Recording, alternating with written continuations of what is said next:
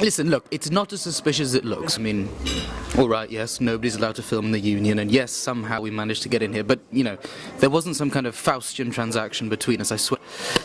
Having said that, we are somewhat in the Inferno, the ninth circle, if I'm not mistaken, and the person who's being debated in the chamber is, depending on your perspective, quite possibly the devil himself. We're here to ask the question, must Rhodes fall?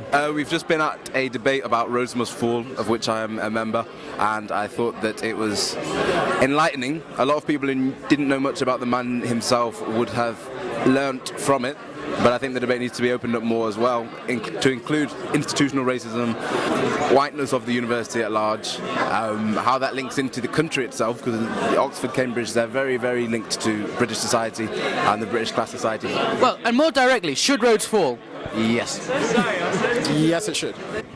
Rhodes must fall. Rhodes must fall. One argument I'd like to address is the argument that, you know, people who are Rhodes scholars should be grateful that they're here in Oxford, right?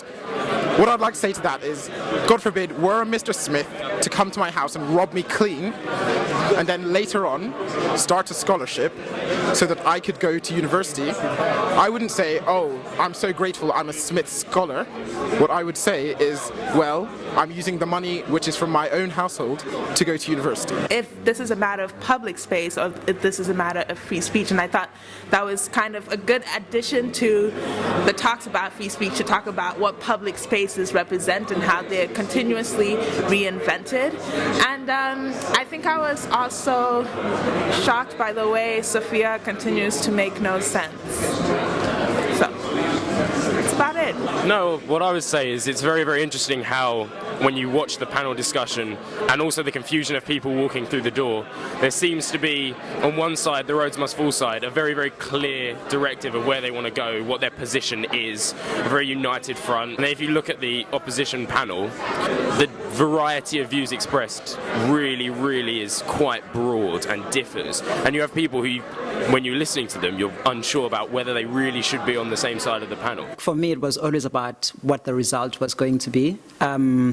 And I think we are slowly changing people's consciousness.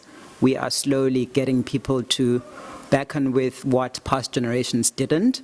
And this is exactly what we're saying. It's part of a long-term project to, you know, get younger generations to think about how the present is very much linked to the past and how there isn't just a wall between the present and the past, as people like Lord Patton would like us to believe. We are saying that the past actively shapes the present, and we appreciate that students here see that now and actually voted for the statue to fall. Has Rhodes Must Fall distorted history? I wouldn't say it's necessarily fair to distort history. It's raised questions over different interpretations of history, as is the job of history. It's perhaps distorted not the history itself, but the purpose of that, in terms of asking us to judge Rhodes by our own moral standards in a way which, personally, I consider arrogant and ill-fitting of the discipline. Well, I think actually Rhodes Must Fall has been very helpful to history.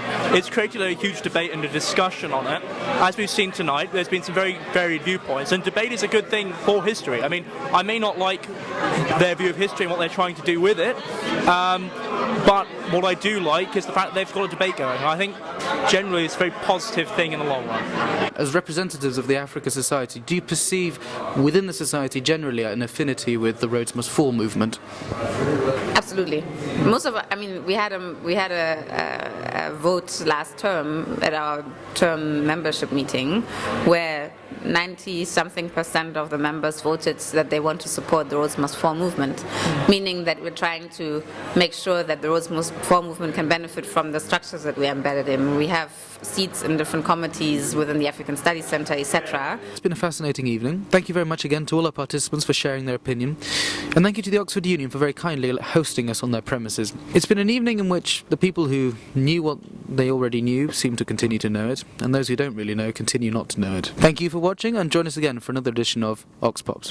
For the ayes in favour of the statue coming down, 245.